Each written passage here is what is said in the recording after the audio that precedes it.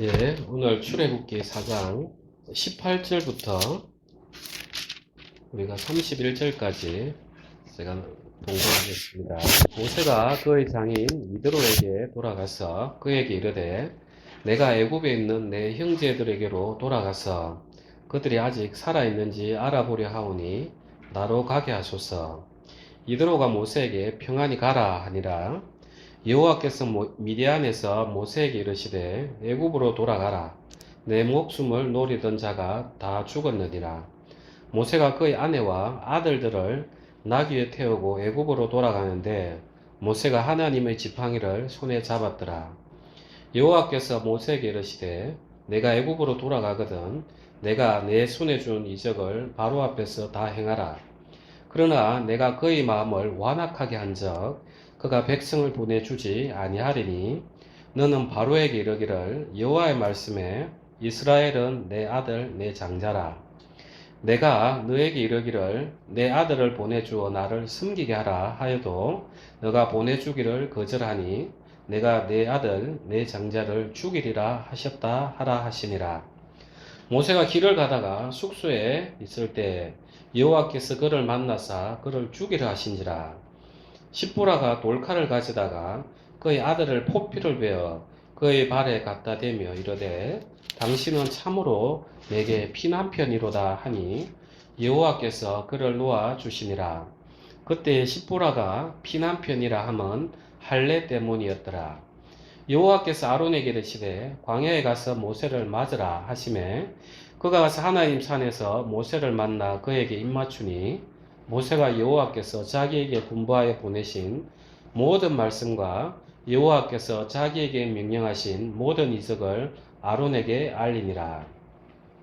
모세와 아론이 가서 이스라엘 자손의 모든 장로를 모으고 아론이 여호와께서 모세에게 이르신 모든 말씀을 전하고 그 백성 앞에서 이적을 행하니 백성이 믿으며 여호와께서 이스라엘 자손을 찾으시고 그들의 고난을 살피셨다 함을 듣고 머리 숙여 경배하였더라.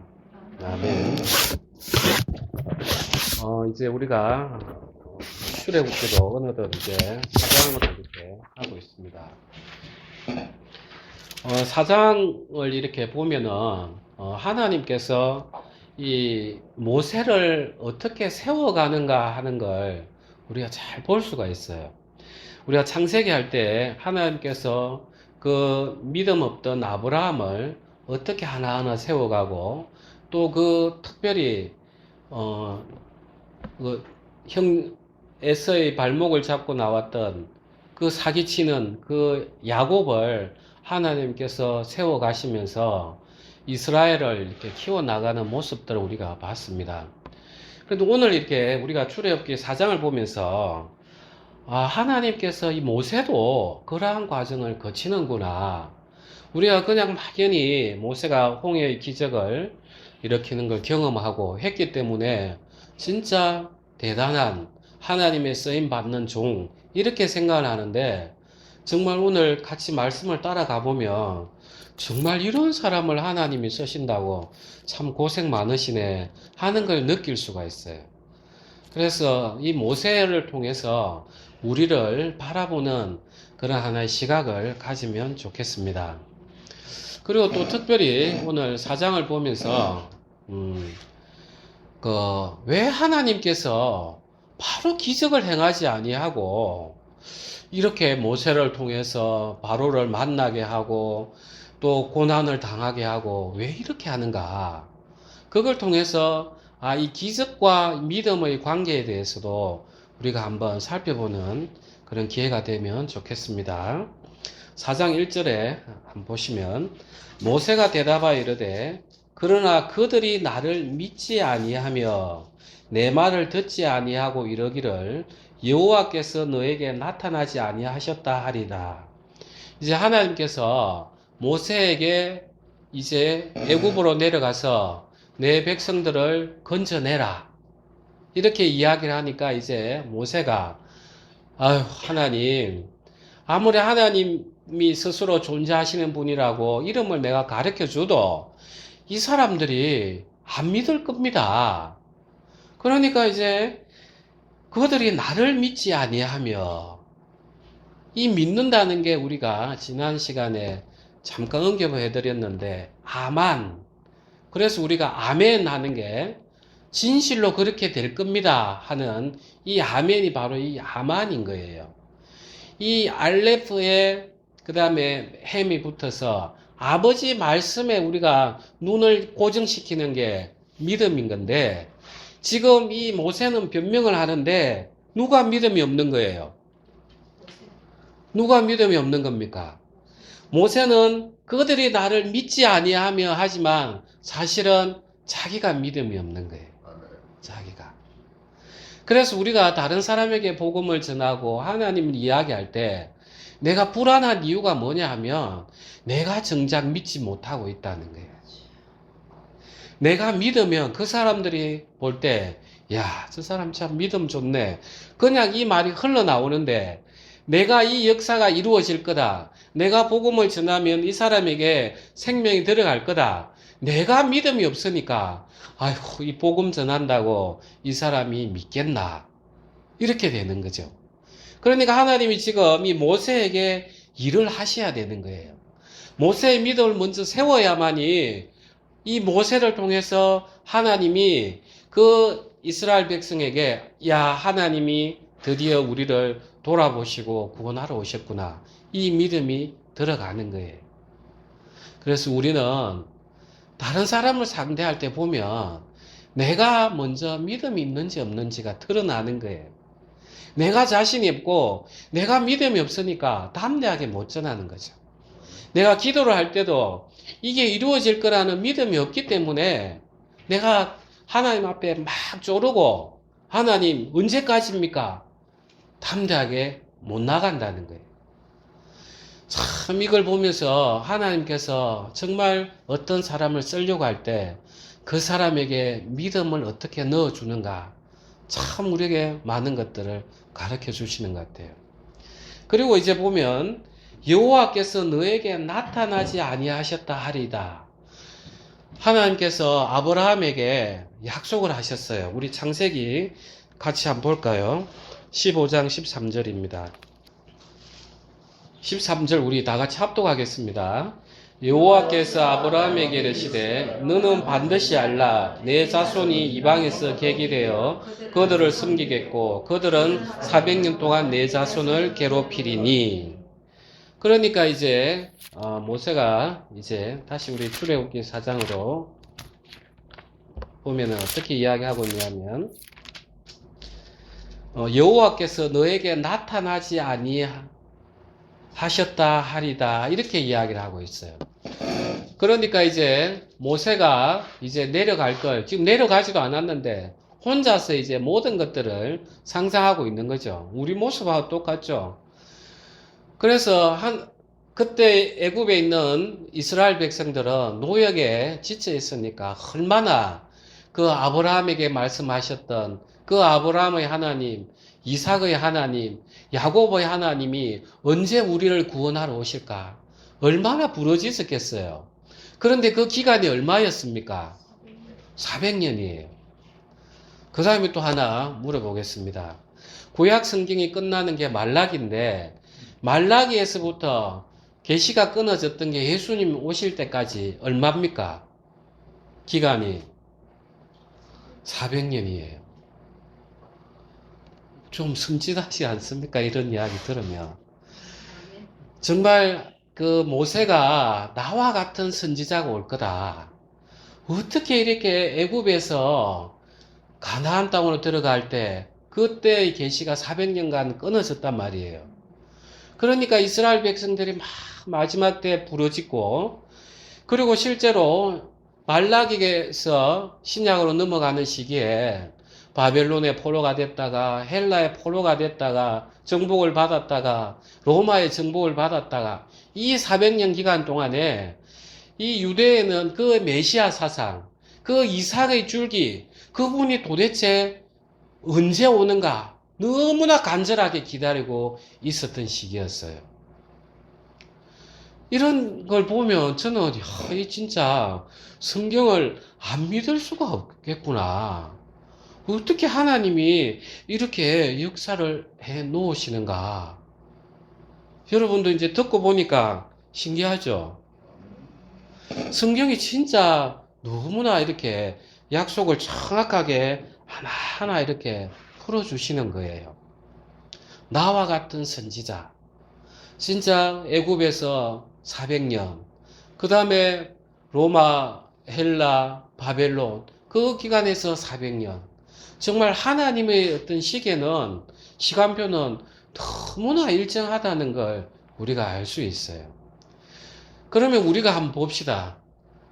우리가 지금 애굽에 있었던 그 백성들은 그 하나님을 막 메시아를 기다렸고, 그 유대인들이 그 로마에 지배받고 있을 때 그 메시아를 간절히 기다렸는데 정작 예수님이 왔을 때 그들이 믿었습니까? 안 믿었단 말이에요. 안 믿었어요.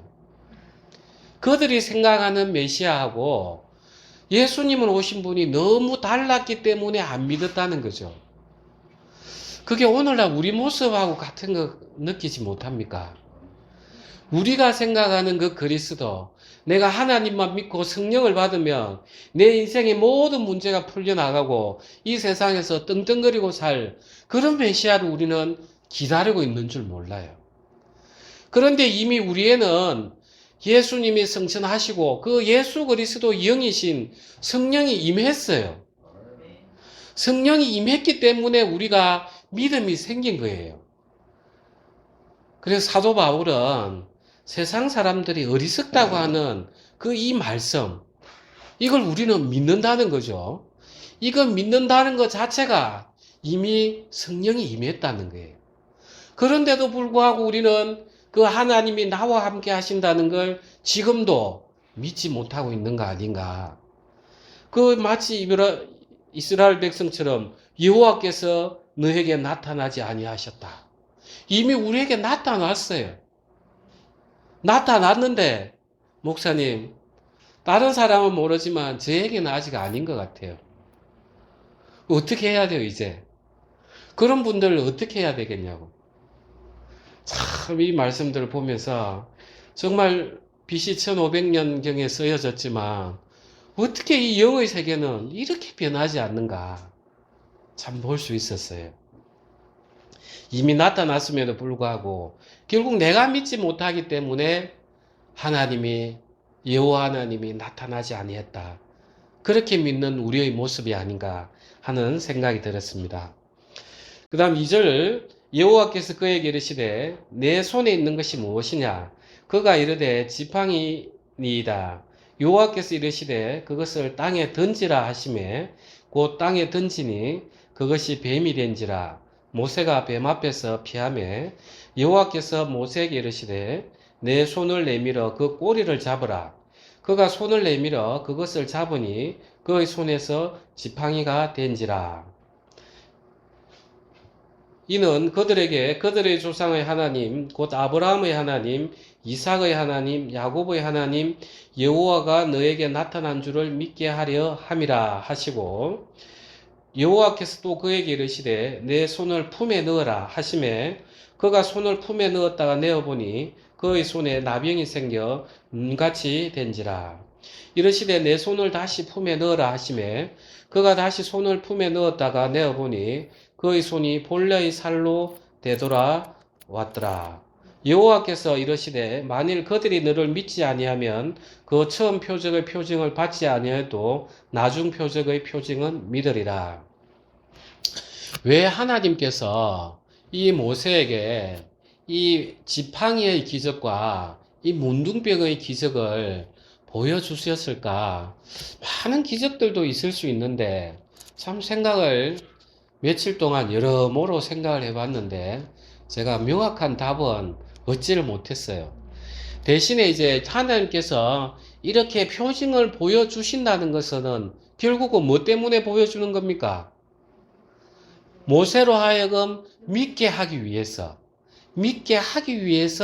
표징을 보여준 거예요. 다만 이제 제가 좀 힌트를 얻은 게 왜 이 지팡이가 뱀이 되게 했을까? 자, 지팡이는 죽었단 말이에요. 그런데 이걸 하나님이 기적을 보여주니까 살아 움직이는, 물론 뱀이 됐지만 죽은 게 살더라는 거죠. 그래서 성경에 이 힌트가 있더라는 거죠. 민수기 17장 8절 한번 같이 보겠습니다. 이튿날 모세가 증거의 장막에 들어가 본즉 레위 집을 위하여 낸 아론의 지팡이에 움이 돋고 순이 나고 꽃이 피어서 살구 열매가 열렸더라. 모세가 그 지팡이 전부를 여호와 앞에서 이스라엘 모든 자손에게로 가져오매 그들이 보고 각각 자기 지팡이를 집어들었더라. 여호와께서 또 모세에게 이르시되 아론의 지팡이는 증거궤 앞으로 도로 가져다가 거기 간직하여 반역한 자에 대한 표징이 되게 하여 그들로 내게 대한 원망을 그치고 죽지 않게 할지니라. 모세가 곧 그와 같이 하되 여호와께서 자기에게 명령하신 대로 하였더라. 이걸 보면서 그 당시에 이스라엘 족속들이 모세를 대해서 원망을 하고 결국은 하나님을 안 믿은 거죠. 하나님께서 모세에게 주신 그 권한을 믿지도 않았고 하나님을 안 믿으니까 막 원망을 했는데, 그래서 하나님 모세를 통해서 각 족속들 우두머리 지팡이를 다 놓게 하고 그 중에 싹이 난 거 보고 이제 믿게 한 거죠. 이 모세도 이제 마찬가지인 거예요. 정말 모세가 하나님께서 쓰시려고 하는데 안 믿으니까 그래 지팡이를 한번 던져봐라. 죽었는데도 불구하고 이게 살아 움직이니까, 야, 정말 창조주이신, 생명의 창조주이신 하나님이 하시니까 죽은 거에서 생명이 나오는구나. 이렇게 하나님 믿는 큰 징표가 될 수 있겠죠. 우리도 우리 눈앞에 그런 징표가 있으면 야, 이는 진짜 하나님 하시는 거다, 이런 생각을 할 수 있을 거예요. 그 다음에 이제 또 하나 희한한 게, 이 뱀을 보고 우리 출애굽기 4장에 보시면 여호와께서 모세에게 이르시되 내 손을 내밀어 그 꼬리를 잡으라 이러는 거예요. 뱀을 잡아본 사람은 알 거예요. 꼬리를 잡으면 어떻게 됩니까? 꼬리를 잡으면 어떻게 돼요? 예, 고개를 확 틀어서 물어버리죠. 그래서 뱀 잡을 때 어떻게 합니까? 예, 목을 발로 눌러가지고 그냥 이렇게 확 잡잖아요. 그죠? 손으로. 그래야 꼬리를 하더라도 안 물리잖아. 그런데 하나님께서 모세 보고 꼬리를 잡으라는 거예요. 꼬리를 잡으면, 우리가 믿음이 없으면 하나님 꼬리를 잡으면 좀 물리는데요, 이런데도 불구하고 하나님 모세 보고 잡으라 하니까 잡은 거예요. 그러니까 모세에게 그 하나님이 기적하시는 그 믿음에 대해서, 일하심에 대해서 모세의 믿음을 강화시켜 주는 거죠. 이 말씀 한 구절 한 구절들이 참 신기해요. 그냥 읽을 때는 뱀을 잡았구나 생각하는데 꼬리를 잡으라. 참 가만히 생각해 보면 하나님이 아직 동물들의 본성을 잘 모르시네, 이래 생각할 수 있는데 하나님께서 각별함이 있더라는 거예요. 그 다음에 또 하나 보여준 게 나병이 이제 생긴 거죠. 우리가 손양원 목사님 그 애양원에 갔을 때 이 나병에 대해서 잘 들었어요. 이 나병은 말초신경을 죽이는 그런 병이었죠. 그래서 천벌을 받았다, 그 당시에 이렇게 이야기를 하고, 말초신경이 죽어놓으니까 내가 이렇게 일을 하다가도 이게 뭐 흙에 닳아서 떨어져 나가는 줄도 모르니까 손이 떨어져 나가고, 그 다음에 내가 이리 막 걸고도 살이 떨어져 나가는 줄 모르니까 코가 파이고 기가 떨어져 나가고 해도 모르는 거죠. 이 감각을 이제 잃어버리는 그런 병인 거죠. 그래, 이제 이 나병을 제가 보여준 그 목차에 보면 차라라고 이렇게 되어 있는데, 이 차자가 낚시 바늘이에요. 낚시 바늘. 그래서 이 나병이 이렇게 생긴 사람들을 그 당시에 어떻게 불렀냐 하면 그 비늘 달린 사람이다, 이렇게 이제 불렀는데, 그야말로 이 표현이 너무 참 신기한 거예요. 낚시 바늘 달린 사람. 그러니까 지금은 우리가 낚시 바늘이 이렇게 뾰족하지만 옛날에는 비늘처럼 이렇게 생겼는가 봐요. 그러니까 막 끌고 대니까 또 이게 붙었다가 딱지가 떨어졌다가 붙었다 하니까 그야말로 고기 비늘처럼 이렇게 된 그런 벌인 거죠. 그래서 감각이 이제 없어지니까 그렇게 되는 거죠. 그래서 이 나병이라는 걸 하나님께서 모세에게 나병이 생기게 했다가 문둥병이 또 끄집어내니까 하얗게 다시 이제 원상태로 회복이 되는 거죠. 그래서 이 나병은 정말 이 지팡이가 뱀이 되는 것처럼 고칠 수 없는 병이었잖아요. 고칠 수 없는 병인데 이걸 하나님께서 다시 처음 모습으로 돌려보내주니까 야, 이거는 하나님의 역사 아니고는 이루어질 수 없구나. 이걸 우리가 알 수 있는 거죠. 그런데 이런 게 이제 신약에도 그대로 나오는 거죠. 마태복음 우리가 한번 가겠습니다. 마태복음 8장 2절에서 3절 먼저 볼게요. 한 나병 환자가 나와 절하며 이르되 주여 원하시면 저를 깨끗하게 하실 수 있나이다 하거늘 예수께서 손을 내밀어 그에게 대시며 이르시되 내가 원하노니 깨끗함을 받으라 하시니 즉시 그의 나병이 깨끗하여 진지라. 그 다음에 11장으로 다시 한번 넘어가겠습니다. 11장 2절에서 5절. 요한이 옥에서 그리스도께서 하신 일을 듣고 제자들을 보내어 예수께 여짜오되 오실 그이가 당신이 오니까 우리가 다른 일을 기다리오리까. 예수께서 대답하여 이르시되 너희가 가서 듣고 보는 것을 요한에게 알리되 맹인이 보며 못 걷는 사람이 걸으며 나병 환자가 깨끗함을 받으며 못 듣는 자가 들으며 죽은 자가 살아나며 가난한 자에게 복음이 전파된다 하라. 누구든지 나로 말미암아 실족하지 아니하는 자는 복이 있도다 하시니라. 이제 나병에 대해서 예수님이 이야기하시는 부분들이에요.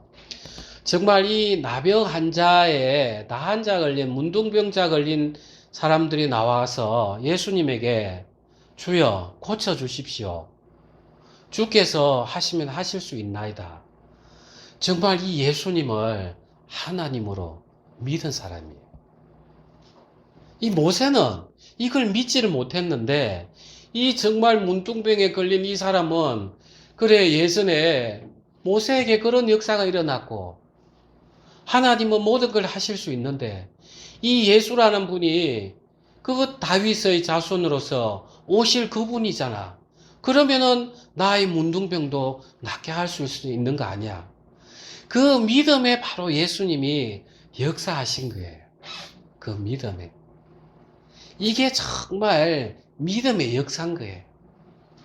손야호 목사님 그 책을 보면 손야호 목사님이 어느 날 설교를 하는데 그 어떤 병나음에 대한 설교를 이렇게 하셨어요. 그래서 그 설교를 듣는 어느 분이 정말 그 말씀에 감동을 해가지고 그 목사님이 오신 거예요. 목사님 감사합니다. 제가 오늘 목사님 말씀을 듣고 제가 이런 병이 있었는데 이게 나았습니다. 이렇게 하니까 손야원 목사님이 나에게 그렇게 이야기하면 안 된다고. 당신의 그 믿음, 하나님이 주신 믿음이 낫게 하신 거라고. 이 예수님 앞에 나왔던 그 나병 환자 어떻게 나음을 입었는가? 바로 그 믿음인 거예요. 내가 예수님을 믿고 내가 예수님 앞에 나아가서 예수님이 나에게 허락하시면 내가 낫겠구나. 내가 낫겠구나. 그런데 이제 그 요한의 제자들은 이제 요한이 와서 예수님이 기적을 많이 행하신다고 하는데 그 요한도 어떻게 보면은 그 메시아, 이 우리를 로마에서 구출해낼 그런 메시아로 기다렸을 수도 있어요. 아니면 제자들에게 너희가 기다리는 메시아는 바로 이분이다. 가르쳐 주기 위해서 이랬을 수도 있어요. 그러면서 예수님이 이야기하시는 나병 환자가 깨끗함을 얻는다고. 그래서 저는 이 말씀을 보면서 어떤 것들을 좀 느끼게 되었냐 하면 이 나병이라는 게 감각이 무디지는 거잖아요. 오늘날 많은 그리스도인들이 이 나병 환자가 아닌가 이런 마음을 제가 들었어요. 왜냐하면 오늘 우리가 웨스트민스터 교리를 읽었듯이 어떤 부분이었습니까? 이 경건이 없이는 아무도 주를 볼 수 없다. 그 성화에 대해서 이 경건이 없이는 아무도 주를 볼 수 없다.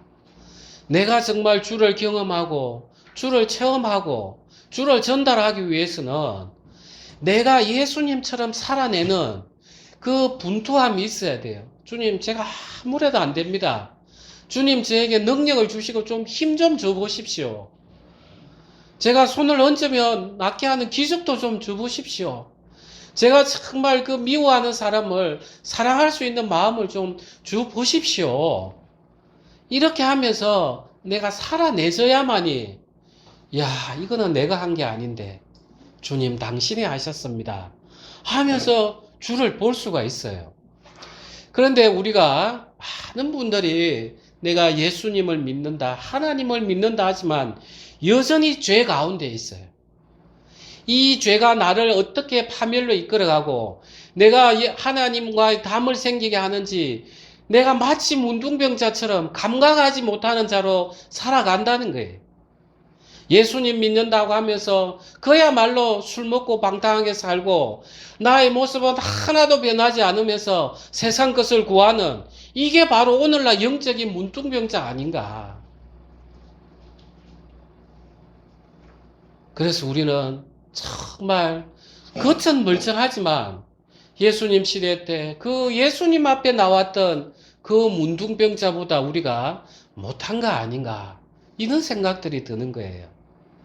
이 모세가 문둥병에 걸렸다가 다시 넣었다 빼니까 나음을 입으니까 자기도 하나님을 믿을 수밖에 없잖아요. 이제 우리도 그렇게 살아보면은 하나님을 믿을 수밖에 없는데 그렇게 못 사니까 내가 하나님을 믿습니다 입으로 고백하지만 입으로 하는 신앙에 거친다는 거예요.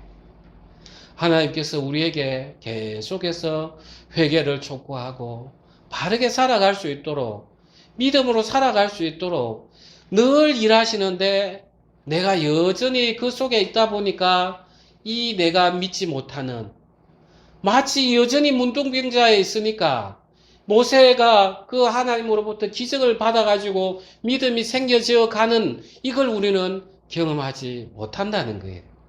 그래서 우리는 이 오늘 모세의 이야기를 통해서 그리고 예수님 앞에 나왔던 이 문둥병자 이야기를 통해서 나의 믿음의 위치가 어딘가 한번 짚어봐야 된다, 이런 생각들이 많이 들었습니다. 다시 우리 출애굽기로 넘어가겠습니다.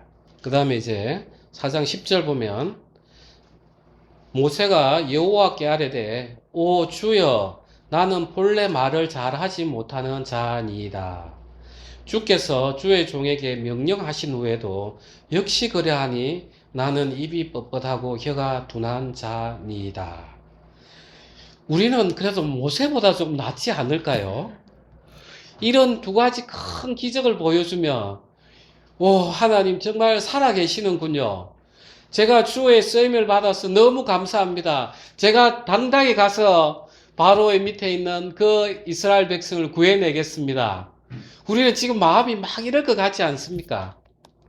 그런데 이 모세의 말이 보니까 모세가 여호와께 아뢰되 오 주여 나는 본래 말을 잘하지 못하는 거 주님 잘 알지 않습니까? 주께서 주의 종에게 아무리 명령하시더라도 저는 입이 뻣뻣하고 혀가 둔해서 제가 어떻게 바로에게 가서 말을 하겠습니까? 참 하나님 이렇게 답답해 하시는 거죠.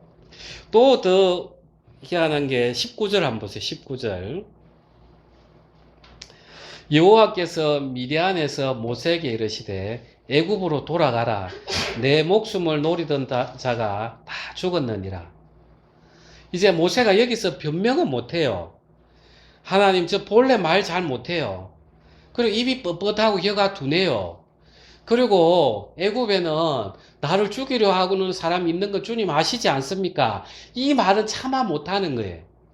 그런데 하나님이 미리 아셔가지고 모세야 네가 그 죽이려고 했던 너를 이미 그 죽었다 먼저 이야기해 주시는 거예요. 그래서 하나님은 우리가 기도하기 전에 내 안에 뭘 필요한지 먼저 아시더라는 거예요. 이런데도 우리는 잘 믿지 못하는 거죠. 이 본래라는 말이 이제 트롤해서 여러 가지 뜻을 가지고 있어요. 과거에 또는 recently 해서 최근에 이런 뜻도 가지고 있어요. 그래서 이 유대 전승에 따르면 이 모세가 미음, 피업하는 입술에서 나는 이 순음을 발음을 좀 잘 못했다. 이런 전승도 전해오는 이야기도 있다고 합니다. 또 한편으로는 지난 설교 시간에 말씀드렸듯이 40년 동안 양하고만 이야기했다 생각해봐요.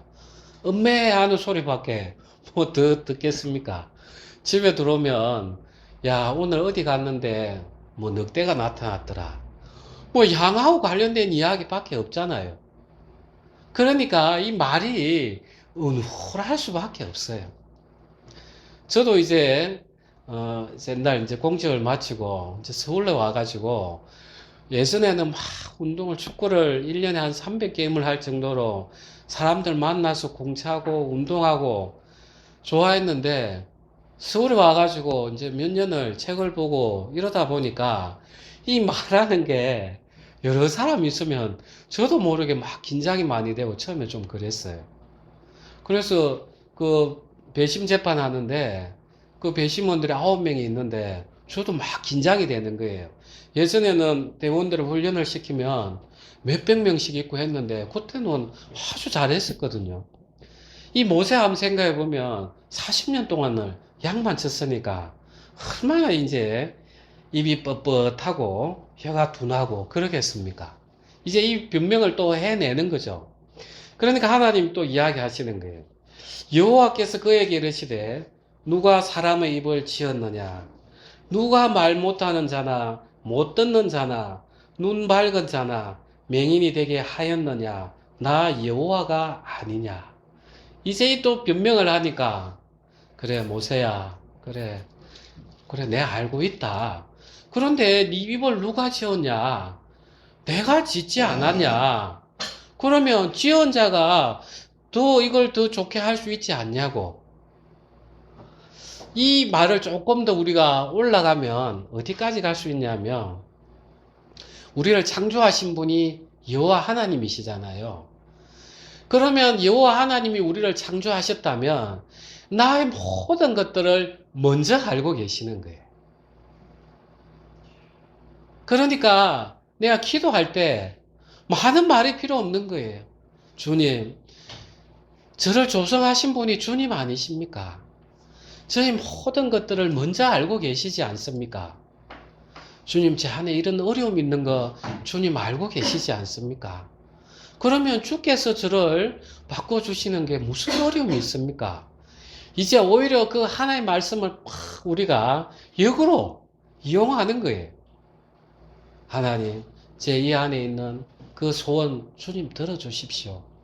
주님 이 소원을 제가 부르짖길 주님 기다려 주시지 않았습니까? 하면서 더 나아가는 거죠. 오늘 좀 찬송이 제가 좀 긴장을 해서 약간 떨렸지만 그래도 어땠습니까? 어땠어요? 한번 좀 들어보고 싶은데. 예. 제가 이 말씀을 붙들고 기도했던 거예요.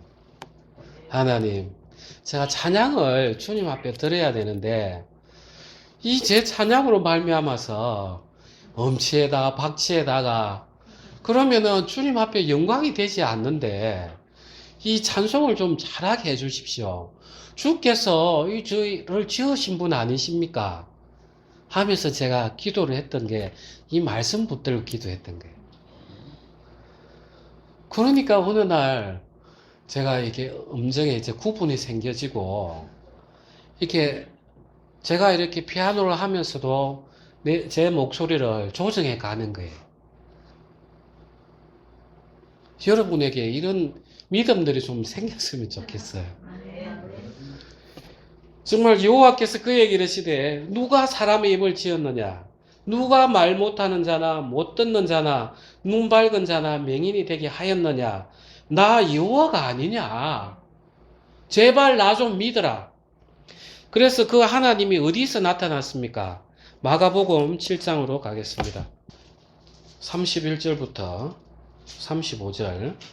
예수께서 다시 두로 지방에서 나와 시돈을 지나고 데가볼리 지방을 통과하여 갈릴리 호수에 이르시매 사람들이 귀먹고 말 더듬는 자를 데리고 예수께 나와 안수하여 주시기를 간구하거늘 예수께서 그 사람을 따로 데리고 무리를 떠나사 손가락을 그의 양귀에 넣고 침을 뱉어 그의 혀에 손을 대시며 하늘을 우러러 탄식하시며 그에게 이르시되 에바다 하시니 이는 열리라는 뜻이라.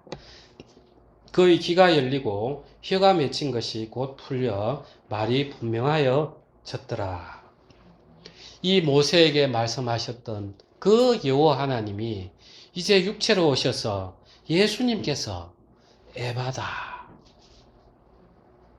페타흐 해서 입을 열리게 하다. 우리는 그 예수님이 영으로 우리와 함께 하고 계시잖아요. 함께 하고 계시는 거예요. 그래서 우리가 세상에는 이런저런 많은 기적들이 있어요. 누구 이런저런 간증도 많이 하고. 그런데 이제 이게 나에게 마치 하나님께서 모세에게 계속해서 믿음을 심어 주시려고 모세가 이거 변명하면 하나님께서 이렇게 이야기하시고 또 저렇게 이야기하면 또 이렇게 이야기하시고 그렇게 하면서 내가 하나하나 느껴봐야 되는 거예요. 느껴봐야 돼요. 체험하고. 그러면서 야 진짜 예수님이 그 여호와 하나님이시구나. 그 하나님이 지금 나와 함께 계시는구나. 이것만 우리가 탁 붙잡으면 우리의 인생에 사실 근심은 할 게 없지 않겠어요? 내가 어떠한 어려움이 있다 하더라도 하나님 나와 함께 하시는데 하나님 나와 함께 하시는데 이거 하나님께서 허락하셨으니까 이게 있겠지.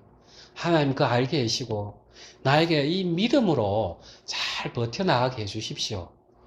이렇게 우리는 할 수 있는 거예요. 하나님께서 정말 이 모세에게 이렇게 쓰려고 믿음을 하나하나 이렇게 넣어주시는 게 마치 오늘날 우리에게 일하시는 그런 모습 같아요. 그래서 우리는 이 모세를 보면서 힘을 얻는 거예요.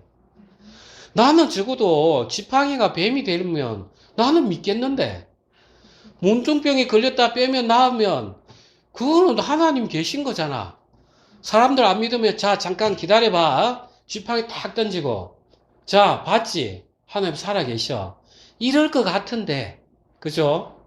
우리는 모세보다 더 큰 믿음을 가질 수 있을 것 같은데 그런데도 하나님이 그 모세를 들어 쓰시는 거 보면 우리에게는 정말 위로가 돼요.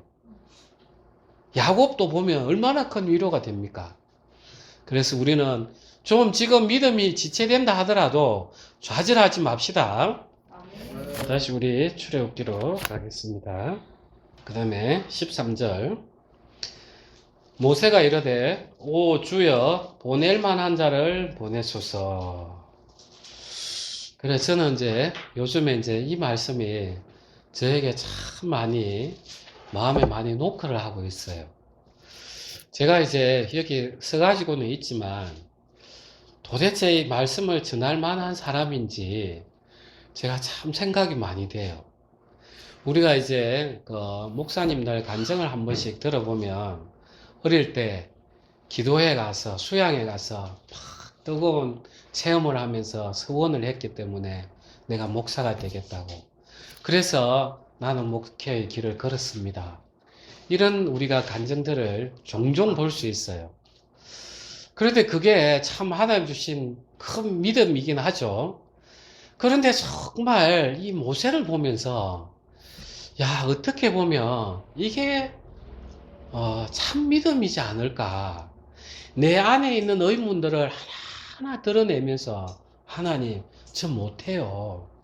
저보다 말 잘하는 사람들, 헌칠한 사람들, 믿음 좋은 사람들 얼마나 많습니까?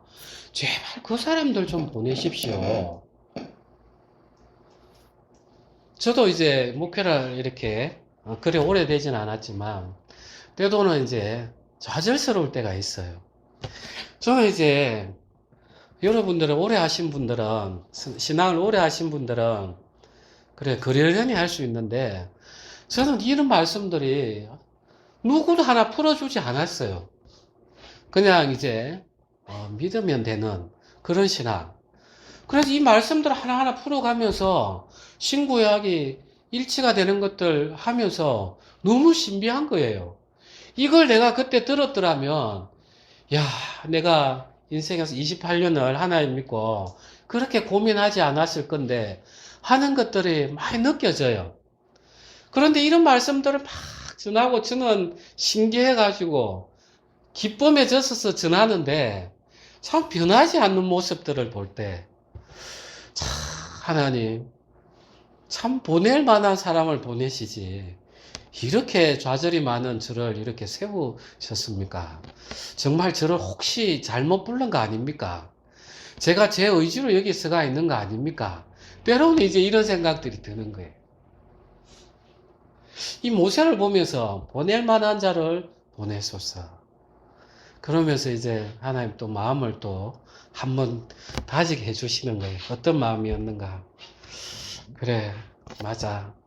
하나님, 제가 이 세상에 태어나지 않았다면 그냥 무로 거칠 그런 존재고, 하나님이라는 그 창조주를 알지도 못했을 그런 무에 불과했을 건데, 이 세상에 태어나게 하시고 또 저를 불러주시고, 정말 예수님 피로 안에 예수님 안으로 양자 삼아 주셨다는 게 이거보다 더 큰 은혜가 있겠습니까? 오늘 내가 그리스도와 함께 이 찬양을 불렀는데 우리가 가사는 너무 좋아요. 이제 내가 육체 가운데 사는 것은 나를 사랑하사 자기 몸 버리신 예수 위에 산 것이라. 그런데 이 노래만큼 정말 무거운 노래가 없어요. 가사는 너무 좋은데 정말 이 가사대로라면 내라는 존재가 온전히 예수님 앞에 드려져야 되는 존재인 거예요. 그래서 이 노래를 처음에는 너무 가사가 좋아가지고 막 즐겨 부르고 했어요. 그런데 부르면 부를수록 내가 그리스도와 함께 십자가에 못 박혔나니 그런 적 이제 내가 산 것 아니요 오직 내 안에 예수께서 사신 것이라. 이제 내가 육체 가운데 사는 것은 나를 사랑하사 자기 몸 버리신 예수 위에 산 것이라. 정말 우리가 마지막으로 표대로 삼는 그 지점인 거예요. 그래서 저도 그렇지만 우리 형제 자매님들도 이 세상 살아가면서 사실 믿지 않는 사람 입장에서 보면 우리는 참 어리석은 자예요. 왜냐하면 이 성경을 그대로 곧이곧대로 믿는다. 정신이 좀 이렇게 약간 간 사람 아닌가? 이런 취급을 받는 거예요. 그리고 우리가 막 복음을 전하면 참 저 사람들 할 일 없네. 지금 먹고 살기도 바쁜데 저 성경 전한다고 저렇게 동분서주하고 있어? 그럴 때 우리는 이렇게 할 수 있는 거예요.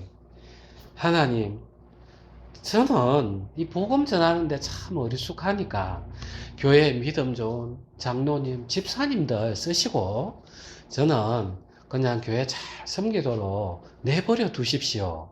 이런 마음을 가질 수가 있어요.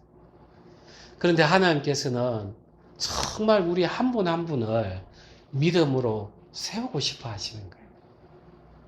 그러니까 하나님께서 여호와께서 14절에 보면 모세를 향하여 노하여 이르시되, 아이고 참 이 두 번의 그 힘겨루기를 한번 보십시오. 하나님도 참 답답하시는 거예요. 뭔 저렇게 믿음 없는 모세를 닥달로 하고 계시는가? 저 정도로 모세가 아유 하나님 저 못하겠습니다 하면 그냥 딴 사람 하나 불러 쓰면 되죠. 아론을 불러 쓰시든지. 그죠? 그 두 분 사이에 그 신경전이 눈에 보입니까? 하나님 노하여 콧김이 확 나온다는 거, 이 노한다는 게. 어이구, 저놈을, 이제 이런 마음인 거죠. 우리를 향한 마음 같지 않습니까? 저렇게 말씀을 전하고 믿게 해도 저렇게 믿음이 없어? 그래, 알겠어. 내가 너 형 아론을 붙여줄게. 이러면서까지 하나님이 모세를 쓰시고 싶어 하는 거예요. 참, 이 믿음의 사람을 한번 세운다는 게 이렇게 하나님이 고생하시는 일이에요. 그래서 참, 가만히 보면 우리가 복음을 전하는 일은 내 일이 아니라는 걸 더욱더 느껴요. 하나님께서는 아브라함에게 약속하셨단 말이에요. 너희 자손이 400년 후에 애굽에서 이제 나올 거라고. 이제 답답하신 분이 하나님이신 거예요. 이 약속을 성취해야 되니까. 그러니까 이렇게 말 안 듣는 모세로 노를 바라면서까지 내 아론 붙여줄게. 이렇게 하시는 거죠. 그래서 우리가 복음을 전할 때 이 내 일로 생각하면 되는 게 아니에요. 하나님의 백성을 부르는 게 지금 더 조급해 하시는구나. 그러면 나는 하나님, 그게 하나님 일 아니십니까? 저에게 힘도 주시고 능력도 주시고 제 삶도 평안하게 해 주십시오. 그래 제가 할 수 있죠. 이런 담대함으로 우리는 나갈 수 있는 거예요. 아멘 되시죠? 아멘. 답답한 게 우리가 아니에요. 저도 답답하지 않아요. 하나님이 세우셨으니까 이제 하나님이 일하셔야 하는 거지. 제가 뭔 일을 할 수 있겠습니까? 그 다음에 이제 특이한 게 있습니다. 18절에 모세가 그의 장인 이드로에게 돌아가서 그에게 이르되 내가 애굽에 있는 내 형제들에게로 돌아가서 그들이 아직 살아있는지 알아보려 하오니 나로 가게 하소서. 이드로가 모세에게 평안히 가라 하니라. 저는 이제 이 구절을 보면서 어떤 마음이 들었냐면, 왜 모세가 그 장인 이드로에게 오늘 내가 그 하나님의 산 호렙에서 그 떨기나무 가운데 불에 임한 그 하나님을 봤습니다. 그래서 그 하나님이 저로 하여금 그 애굽에 있는 이스라엘 백성의 그 부르짖는 소리를 들었다고 하시면서 저로 하여금 애굽으로 가서 백성을 구해내라 했습니다. 그래서 내가 못 믿어서 단 사람을 보내달라 하니까 하나님께서 이 지팡이를 뱀으로 보여주게 하시고 그 다음에 나병이 이렇게 또 들게 했다가 낫게 해주셨습니다. 제가 지금 보여드리겠습니다. 지팡이 콕 던져가지고 그 다음에 손도 넣었다가 빼보고 왜 이렇게 이야기를 하지 않고 모세가 그의 장인 이드로에게로 돌아가서 그에게 이르되 내가 애굽에 있는 내 형제들에게로 돌아가서 그들이 아직 살아있는지 알아보려 하오니 참 모세가 여전히 믿음이 올바르게 서지 않았다는 걸 알 수가 있었어요. 혹시 내가 장인에게 이 이야기하면 장인이 거기가 어딘데 가냐고, 자네가 여기 온 이유를 모르냐고, 당신을 죽이려고 한 사람이 아직 있을 건데 그게 바로 왕이라고, 내 딸, 내 손자들 데려가면 무슨 일을 당할 수 어떻게 아냐고, 혹시나 이게 두려워서 그랬는지 모르겠지만 선포를 못하는 거예요. 이 선포를 못하니까 나중에 어떠한 일이 생기는지 출애굽기 18장으로 한번 같이 가겠습니다. 18장 10절입니다. 이드로가 이르되 여호와를 찬송하리로다. 너희를 애굽 사람의 손에서와 바로의 손에서 건져내시고 백성을 애굽 사람의 손 아래에서 건지셨도다. 이제 내가 알았도다. 여호와는 모든 신보다 크심으로 이스라엘에게 교만하게 행하는 그들을 이기셨도다 하고 모세의 장인 이드로가 번제물과 희생제물들을 하나님께 가져오매 아론과 이스라엘 모든 장로가 와서 모세의 장인과 함께 하나님 앞에서 떡을 먹으니라. 자, 이제 모세가 출애굽을 통해서 이스라엘 백성들을 장정만 60만이 넘는, 그러니까 한 200만, 300만 되겠죠. 이 사람을 데리고 와서 그 장인 이도로를 이제 광야에서 만났어요. 그러면서 이야기를 탁 하니까 이 장인이 이제 여호와는 모든 신보다 크심으로, 그래서 그 당시에는 부족마다 신이 있으니까 그 이 이도로는 여루엘이라 해서 거기 엘이라는 자기들 부족 신을 섬기고 있었잖아요. 야, 당신을 이끈 그 신이 참 크군요. 이렇게는 하지만 정작 나중에 모세를 떠나요. 모세를 떠나요. 만약에 이 장인에게 미리 선포를 하고, 장인어른, 하나님이 이렇게 이야기하셨는데 저는 그걸 믿습니다. 제가 분명히 이걸 다 이끌고 이래 올 겁니다. 그때 만나십시다. 지금 같이 저랑 동행하지 못하면. 만약 이렇게 미리 선포가 되었다면 이 이도로는 그 믿음이 더 강해지지 않았을까. 이제 그런 마음이 드는 거예요. 그래서 저도 이제 그런 부분들에 대해서 막 어려움이 있을 때가 있어요. 언제냐면, 우리가 아픈 환자들을 위해서 좀 기도해 달라. 그 다음에, 이번에 이런 어려움을 위해서 좀 기도해 달라 하면, 제가 이제 기도를 막 해요. 하는데, 나름 저 안에 하나님께서 주시는 확신이 들어왔지만, 이걸 입으로 해내는 게 참 쉽지 않아요. 정말 큰 믿음의 싸움이 필요해요. 왜냐하면 혹시나 안 들어지면 이거잖아요. 혹시나. 그죠? 혹시나. 그래서 내가 입을 열지 않음으로써, 선포하지 않음으로써 이게 하나님의 역사를 내가 가로막는 역할을 할 수 있겠구나. 그런 생각을 이 모습을 보면서 하게 됐어요. 그래서 우리는 하나님 앞에서 우리가 기도하고 구한 거에 대해서 하나님이 주시는 그 믿음들이 있다면 우리는 먼저 선포하고, 그 다음에 이루어졌을 때 우리는 더욱더 이야기할 수 있는 거예요.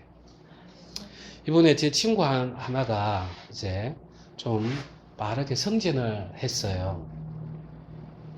그러니까 이제 우리가 총경위에 이제 경무관인데, 제가 이제 그 친구 사무실에 이렇게 갔어요. 가서 더 앉으니까 그 친구가 승진할 모습이 보여지는 거예요. 어깨에. 그래가지고 제가, 그게 2년 전이었어요. 그리고 악수하면서 축하한다고. 그러니까 막 친구니까 욕을 하면서 막 이럴 거잖아요. 야, 이 새끼 뭐 이런저런. 그래가지고 제가 이제 이번에 그 승진표를 보면서 제가 문자를 넣었어요. 그래, 하나님께서 그때 보여주시니 헛되지 않게 해서 참 감사하다고.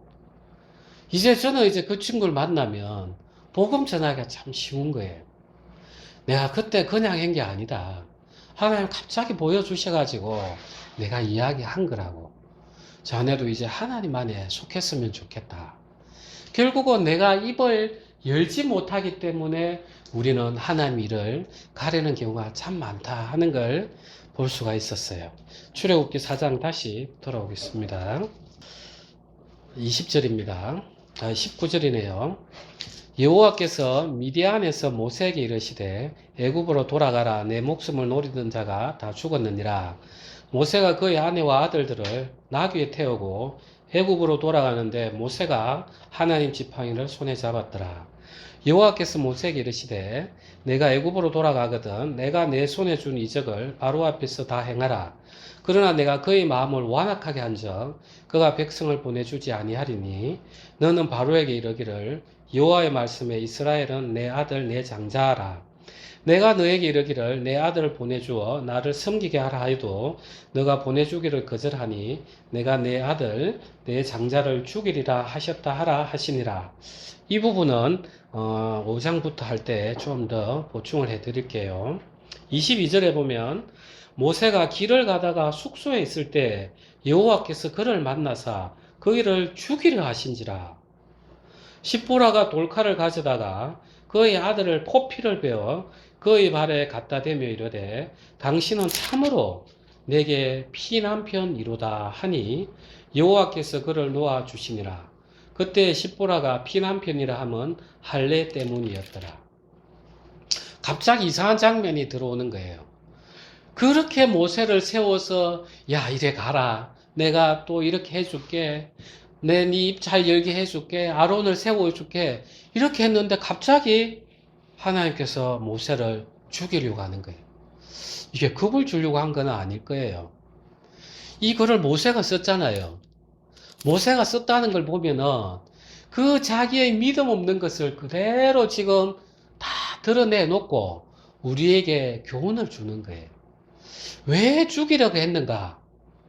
이런저런 이야기들이 많은데 조금만 읽어보면 답이 바로 나와요. 26절에 보면 여호와께서 그를 놓아주시니라. 죽이려고 안 했다는 거죠. 그때 십보라가 피난편이라 하면 할례 때문이었더라. 그래서 할례 때문에 하나님이 모세를 죽이려고 했다는 거예요. 자, 하나님께서 아브라함에게 영원한 대대의 언약을 명령을 하신 게 있어요.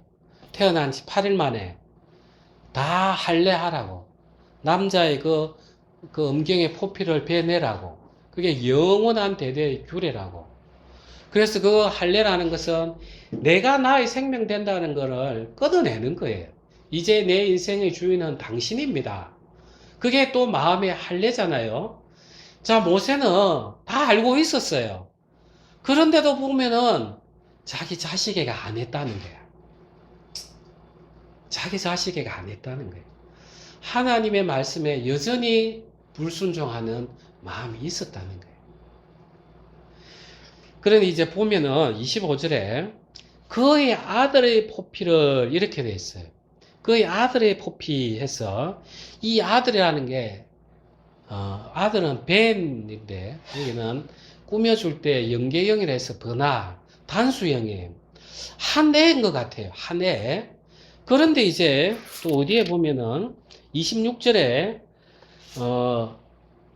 십보라가 피난편이라 하면 할례 때문이었더라. 이때 할례는 보면 어떻게 됐냐면 본래는 이제 물라 해서 잘라내다 이게 할례인데 여기는 물로터 해서 복수형은 히브리어에서는 남성 복수형은 임을 붙이고 여성 단수는 아를 끝에 붙이고 여성 복수형은 오트를 붙여요. 그래서 물로터 해서 할례들 이렇게 돼 있어요. 그래서 이 모세가 할례를 안 한 게 첫 번째 아들 게르솜, 두 번째 아들이 엘리에셀인데 이 둘 다를 안 했는지 엘리에셀만 안 했는지 좀 우리가 헷갈리는 게 있어요.